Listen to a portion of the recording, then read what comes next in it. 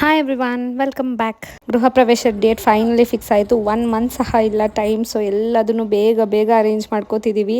And ಈ ಸ್ಟ್ರೆಸ್ಸಲ್ಲಿ ಇವರಿಬ್ಬರ ಜೊತೆ ಆಟ ಆಡೋದ್ರೆ ಏನೋ ಒಂಥರ ರಿಲ್ಯಾಕ್ಸೇಷನ್. ಈ ಎಂಟೈರ್ ಜರ್ನಿನ ಪ್ರೋಸೆಸ್ ಮಾಡ್ಕೊಳ್ಳೋದೇ ಒಂಥರ ಕಷ್ಟ ಆಗಿಬಿಟ್ಟಿದೆ. We are all stressed out and ತುಂಬಾ ಕನ್ಫ್ಯೂಷನ್ಸ್ ಆ್ಯಂಡ್ ಸೆಲೆಕ್ಷನ್ಸ್, ಓಡಾಟ, ಪ್ರತಿಯೊಂದು it is like making things hard ಅಂತಲೇ ಹೇಳ್ತೀನಿ. ಆ್ಯಂಡ್ ಒಂದು ಸೈಡ್ ಗೃಹ ಪ್ರವೇಶ ಬರ್ತಿದೆ ಅಂತ ಖುಷಿಗಿಂತ ಇನ್ನೊಂದು ಸೈಡ್ ಎಲ್ಲದನ್ನು ಅರೇಂಜ್ ಮಾಡಬೇಕು ಅನ್ನೋ ಕಷ್ಟನೇ ಜಾಸ್ತಿ ಆಗಿಬಿಟ್ಟಿದೆ. ಚೀಸ್ ಮಾಡಿಬಿಡು.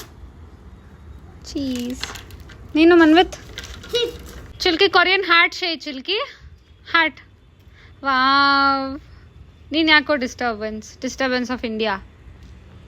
ವಾವ್ ಚಿಲ್ಕಿ. ಇನ್ನೊಂಥರ ಹಾರ್ಟು. So cute.